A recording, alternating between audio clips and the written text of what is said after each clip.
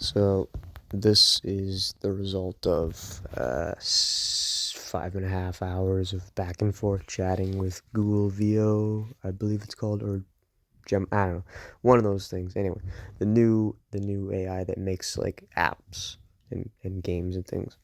Anyway, uh, I'll correct it later, but we got AI generated chiptunes. Hold on a second, gotta actually start the game.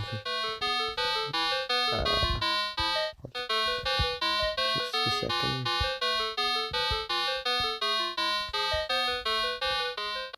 So it's a little loud. So, got some chiptune music that's been generated by the AI. It's like it's an Arabic scale, I believe, and then we have some sound feedback for the volume of the sound effects. I'm not sure if all this stuff is completely tied in, but I think most of it does work very well. It's designed all of the assets, all the visuals are basically just emojis and CSS, so it's all like web code essentially. So we're going to start the game, and you get the option between three classes. There's a heavy-hitting knight with no extra arrows or bombs. It's got more HP. There's a ranger, which is your archer type guy. He's got more arrows, better arrows, but his attacks are weaker. And he starts with an antidote potion for venom or poison that's in the later levels. And then the sapper, which is the explosive expert, so he has more bombs and they do more damage. So far, I'm really liking the ranger. He's very useful. You start level 1 in the safe room with the shopkeeper, which you can actually talk to. And all the descriptions, I believe, are generated by AI, which is interesting. So they probably change. But yeah, you can buy items. Don't have any gold right now. Oh, there's a skeleton. So we shoot arrows at him. We're gonna have to change the graphics for that, but that's fine. Easy peasy.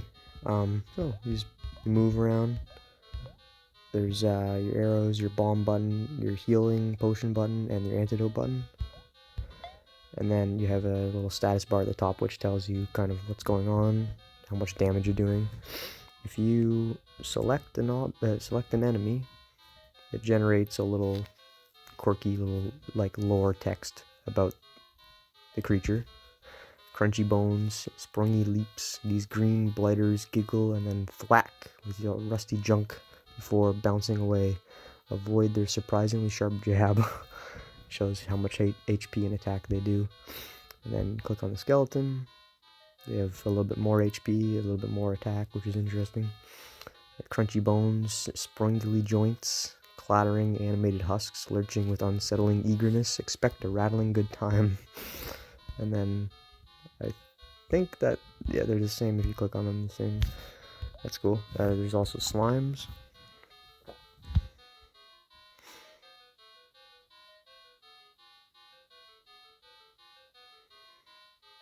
Blob of goo.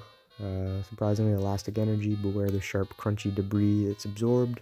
It's sprunging for a reason. Anyway, it's just a little joke. I just wanted to make it see if the AI knew what sprungly meant, and it seems to understand it for the most part. But yeah, I'm getting my shit kicked in. They almost took me out. Kind of ganged up on me. I'm gonna have to try and find a health potion. Oh, there's one. That's interesting. No enemies on this one. We can go up though. And so your stats and everything are all up at the top there. You have an experience bar, your inventory, how much damage you do, how much gold you have, how much remaining health. There's a pause menu, which it's funny because it's a turn-based game, so you're always paused. Doesn't matter. Oh, it's a wall. Okay, can't go up there. The status bar is supposed to be a ticker, or it's supposed to fade out when there's no messages. It's not quite working yet, but that's fine. So you kind of have to look a little bit closer just to see what's underneath it.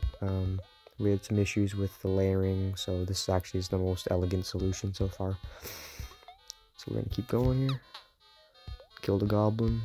Kill that goblin. The skeleton's gonna gang bang me.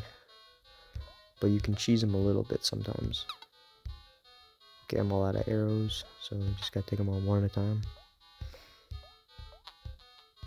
Hopefully I don't die. I got 11 health left.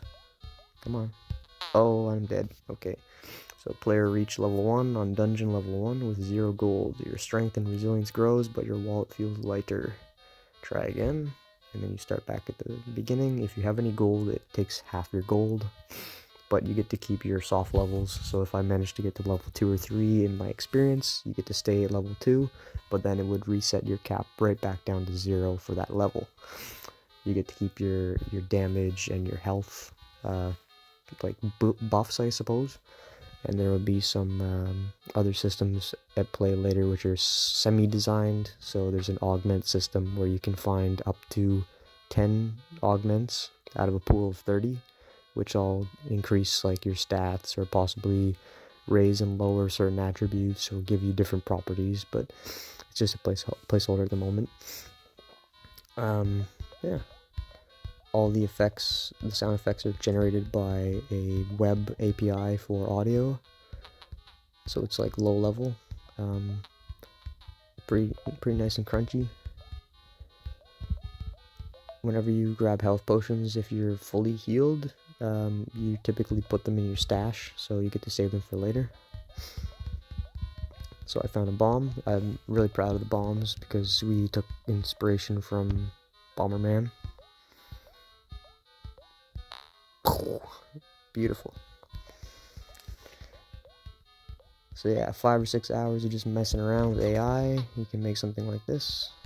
Of course, I have a little bit of experience with some game development, so I understand some of the terminology that you're supposed to use and some of how systems work and what to look out for as far as, say, like a race condition. You know, just little tidbits. So I'm really impressed though. I mean, like, it feels great, looks great. It's kind of fun, you know. It's actually kind of tricky. I haven't made it past level 2 yet, so we'll see. There's supposed to be some scary spiders on level 2 or 3 which poison you.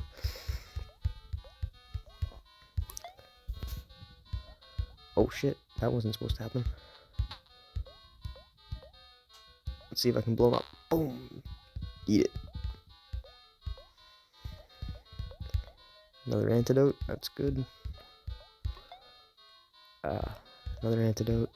2 antidotes, it's a little bit too many maybe.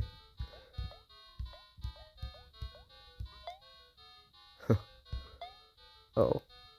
So it looks like... Ah, crap. Okay, it took all my gold. That's not quite right, but yeah, you get the idea.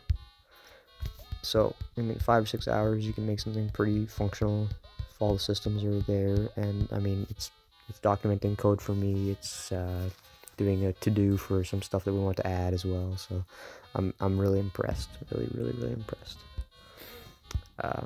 Yeah, AI Studios, Google, aistudios.google.com, and I believe the code assistant, let's see what the model is here. Code assistant, it's Gemini 2.5 Pro. So yeah, it's pretty sweet, I guess you could add custom instructions and stuff here. You can even talk to it with like a microphone apparently. I didn't do that, I just talked to it for 6 hours. And then you can ask it for the code and it'll go through and show you everything, but you have to kind of like rebuild it on the computer if you want to play it as like a Windows game or something. I'm too scared to close this window because I don't want to lose any progress until I absolutely know I have the game backed up and it's working, because I don't think I'm correctly using it. I think I clicked on like a messenger link, hence the bar at the top here with the X, so I'm not sure if this session is going to save anywhere or if I'm logged in at all, so we're just rolling with it. But I mean, it's really good inspiration.